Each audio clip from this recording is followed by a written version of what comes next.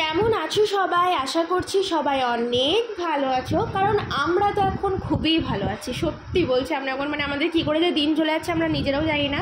কখন দিন হচ্ছে কখন রাত হচ্ছে কিচ্ছু জানি না, তবে ভালো সুন্দর মজা করতে করতে চলে যাচ্ছে। আর 6 দিন পর ষষ্ঠী পুজো ছিল দিদিদের, ওটা পরশু দিন হয়ে গেছে। আমি ভিডিওটা দিতে একটু দেরি হয়ে গেছে। যাই হোক, এখানে দিদির নখ কেটে দিচ্ছে, বাবুরও একটু নখ কেটে দেয়।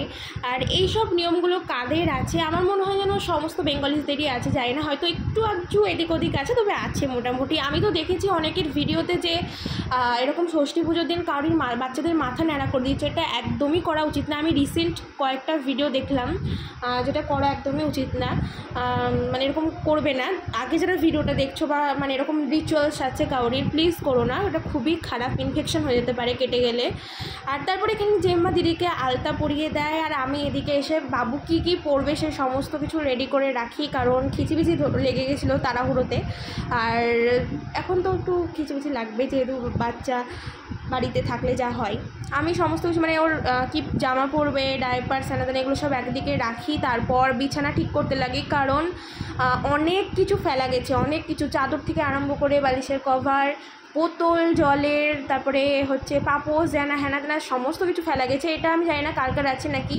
আমাদের এই বাড়িতে দিদির শ্বশুর বাড়িতে তো নিয়ম আছে, আমাদের বাড়িতেও আছে যে 6 দিনে যে সমস্ত কিছু ইউজ করবে সেগুলো তো ফেলা যাবেই।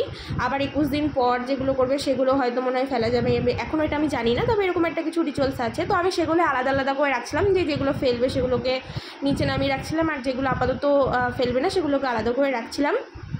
তারপর এখানে মা বাবুকে রেডি করে। আর এই জামার সেটগুলো পুরো মামা যেদিন ও সেকেন্ড দিন যেদিন হয়েছিল তার পরের দিনই মামা সমস্ত কিছু কিনে এনে দিয়েছিল।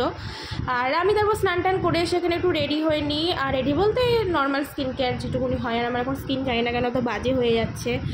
তারপর দিকে দেখি পুজো শুরু হয়ে গেছে, আর অনেকক্ষণ ধরে বেশ পুজোটা হয়, বেশ দেখতেও ভালো লাগছিলো অনেকদিন পর। আর এখানে যখন ওকে শান্তির জল দিচ্ছিলো তখন ওর চোখগুলো কীরকম করছিলো, কারণ ও ঘুমোচ্ছিলো, ওর ঘুমে ডিস্টার্ব হচ্ছিলো।